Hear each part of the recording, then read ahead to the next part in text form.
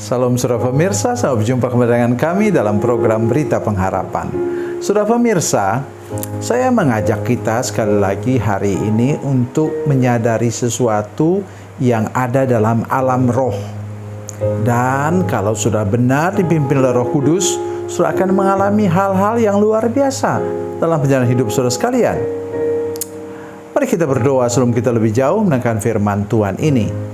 Bapa, dalam nama Yesus kami mengucap syukur untuk firman Tuhan yang ajaib dan luar biasa kami dengar sebentar. Engkau menolong kami untuk mengerti hal-hal dalam alam roh, supaya kami dapat meningkat dan semakin tinggi, naik kepada level yang lebih tinggi lagi bersama dengan Tuhan. Terima kasih Tuhan, dalam nama Yesus, haleluya, amin. Saudara pemirsa, mari kita membaca Alkitab kita dalam kitab Wahyu,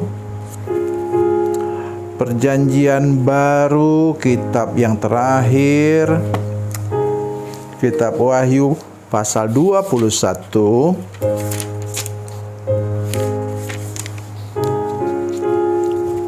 Wahyu pasal 21 ayatnya yang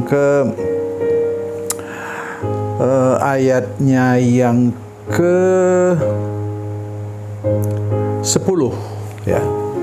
Demikian bunyi firman Tuhan.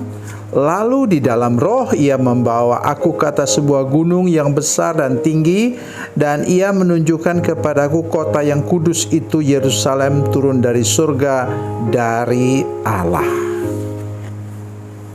Saya ingin mulai dulu. Siapa yang menuliskan ini? Siapa yang dibawa oleh roh ke atas? Itulah namanya Rasul Yohanes. Mari kita lihat sedikit track record daripada rekam jejak daripada Rasul Yohanes. Suatu waktu Kaisar Domitian waktu itu sudah begitu jengkelnya dengan pemberitaan Injil yang meluas kemana-mana melalui Rasul Yohanes. Kemudian dia buat wajan atau kuali besar. Kemudian dipanaskan minyak di situ, ya, sampai mendidih, dan kemudian Rasul Yohanes dicemplungkan ke situ. Ternyata melepuh pun dia tidak. Oleh karena itu dia satu-satunya rasul yang meninggal secara normal dan wajar, bukan sebagai martir. Kemudian saudara sekalian, karena dia putus asa, maka dia buang itu Rasul Yohanes ke Pulau Patmos di Laut Mediterania. Dan itulah yang saya maksudkan, kenapa saya harus mulai dari sana? Karena kita akan mengalami banyak hal yang luar biasa dari Tuhan kalau kita sudah bertumbuh secara rohani, sudah menang melewati bahkan maut sekalipun. Jadi itu yang membuat firman Tuhan ini begitu luar biasa untuk hidup kita sekalian. Ya, sebenarnya semua kita bisa mengalaminya. Ya. Misalnya 2 orang yang tidak pernah mati dan 1 orang yang Tuhan sendiri kuburkan. Namanya Musa. Yang 2 orang lagi namanya siapa? Henok dan Nabi Elia. Oke, Nabi Elia ini memang nabi. Kita mengerti bagaimana Tuhan menggunakan dia secara luar biasa dalam hidupnya.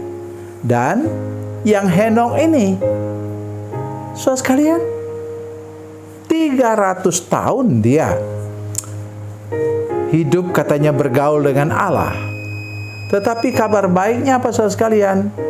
Kabar baik yang kita bisa lihat dengan nyata yaitu apa? Bahwa Henok ini katanya selama 300 tahun itu dia masih melahirkan, istrinya tentu saja, melahirkan anak laki-laki dan perempuan.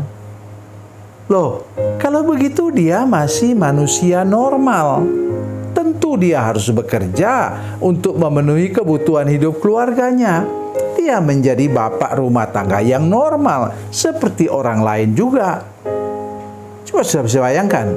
Oleh karena itu pesannya hari ini tidak harus seorang pendeta. Tidak harus saudara seorang majelis untuk mengalami hal seperti ini. Mari kita lihat sekarang ayat firman Tuhan ini. Lalu di dalam roh ia membawa aku ke atas sebuah gunung yang besar dan tinggi, dan ia menunjukkan kepadaku kota yang kudus itu, Yerusalem, turun dari surga dari Allah. Oh, saudara sekalian, kalau Roh Kudus yang bawa saudara naik ke atas puncak gunung, maka saudara akan melihat apa? Kemegahan surgawi, kemuliaan Tuhan yang luar biasa. Dan kalau sekarang misalnya kita bisa melihat, kita bisa merindukan apa? Kemegahan gereja. Bukan maksud saya memprovokasi saudara sekalian supaya saudara punya gereja yang megah, yang hebat. Bukan itu. Maksudnya gereja yang di dalamnya orang hidup dengan pujian penyembahan kepada Tuhan. Saudara tahu, tahun 1906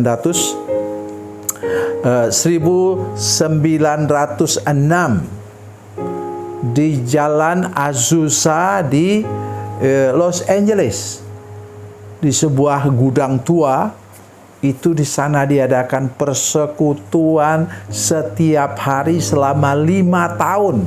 Sudah bisa bayangkan, ya. Dan mereka mengalami hal-hal luar biasa. Bahkan kalau mereka sedang kebaktian, sedang memuji menyembah Tuhan, anak-anak tidak ada satupun yang bersuara. Ini sejarah menyatakan itu, saudara sekalian. Oleh sebab itu hari ini saya mengajak kita semua, apapun profesi kita, mungkin sudah petani atau orang yang berkebun di pedalaman Kalimantan sana. Saya orang Kalimantan, saudara sekalian. Dari pedalaman Kalimantan sana, tetapi sudah bisa Tuhan pakai luar biasa. Kita ingat sejarah yang terjadi di mana? Di Gunung Murut di Sarawak, ya, di mana Tuhan pakai seorang hamba Tuhan yang luar biasa, yang hanya kelas 4 SD, kemudian ikut kursus penginjilan, dan kemudian dia dipakai oleh Tuhan seperti seorang nabi, membangkitkan kehidupan rohani yang luar biasa dari satu suku tertentu di daerah sana. Dan dia itu orang Dayak. So, masih lihat muka saya? Dia orang Dayak, seorang yang petani biasa saja.